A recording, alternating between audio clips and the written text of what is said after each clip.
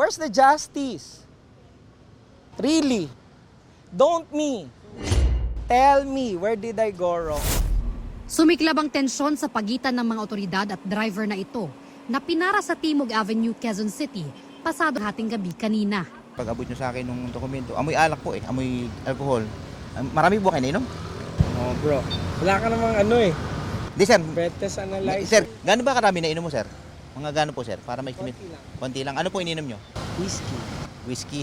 1, 2, 3, Isinailalim sa serye ng field sobriety test ang driver, pero hindi ito pumasa. Ayon sa tauhan ng Land Transportation Office o LTO.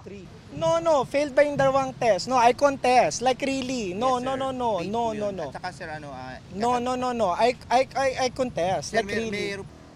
Pumayag nung una ang driver na magpa-breath analyzer o yung panukat sa blood alcohol concentration o BAC ng isang tao. Sa Pilipinas, hindi dapat lumagpas sa 0.05 ang BAC ng isang driver. Okay, Sige po. ready. Diretso lang po dito. Habang naghihintay na sumalang sa breath analyzer, bumalik sa sasakyan ng driver at nagsimulang magmaneho. Pero hinarang siya ng mga otoridad. Sir, arangkada oh. Pinababa ulit ang driver. Tila nainip na rin siya. Kasi ang problema, alam naman nila, di ba, this is party area. And then gonna hold us for what?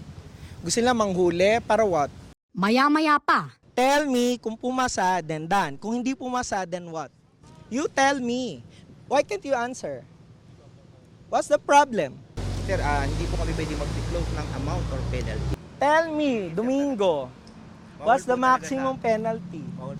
Dapat alam niya, kung hindi ka papasa, eto, bam, di ba? O sige, mag-antayin tayo hanggang bukas. Bibigay mo- tumanggi na kalauna ng driver na sumailalim sa breath analyzer. Pag refusal, sir, automatic revocation ng driver's license mo, sir.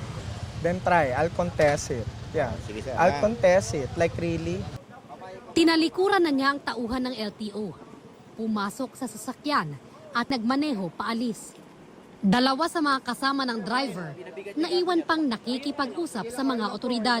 Kakaharapin po niyang kaso ay administratibong kaso sa LTO kasi po tinakbuhan po niya yung nag-alcohol breath analyzer test po sa kanya. Pinag-aaralan pa po namin yung mga posibleng maikaso doon sa driver po na tumakas po kanina.